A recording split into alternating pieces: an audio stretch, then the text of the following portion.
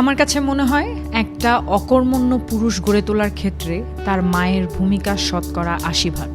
জন্মের পর থেকে বাঙালি মেয়েরা অত্যন্ত নিষ্ঠার সাথে তাদের পুত্র সন্তানদের জগতের সকল মুসিবত থেকে রক্ষার ব্রত পালনে অগ্রণী ভূমিকায় অবতীর্ণ হন।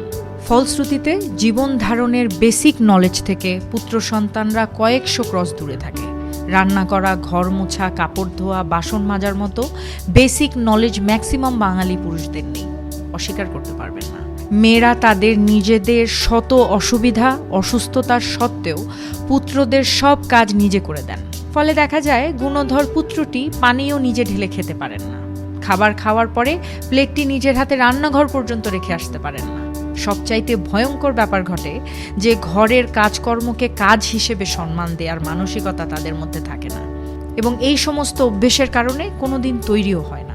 এই অকর্মা পুত্রগণ তাদের বউ নিয়ে পাহাড় সম ফ্যান্টাসি নিয়ে বড় হয়। পরীর মতো সুন্দরী বউ বুয়েট থেকে গ্র্যাজুয়েশন করে ফেরেন, ক্যাডার হয়ে তার পার্মানেন্ট কাজের বুয়া হিসেবে কাজ করবে, রান্নাবান্না সহ সংসারের যাবতীয় কাজ করবে, পড়াশোনা করবে, ক্যারিয়ার গড়বে, তার বাবা মার সেবা করবে, আত্মীয়দের খবর নিবে, তার সমস্ত সুখের ব্যবস্থা করে দিবে।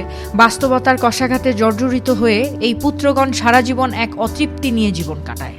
মা করলে কাজটা এরকম হতো, সেরকম হতো, এরকম ফালতু তুলনা দিয়ে সারা জীবন সে তার বউয়ের জীবন অতিষ্ঠ করে তোলেন।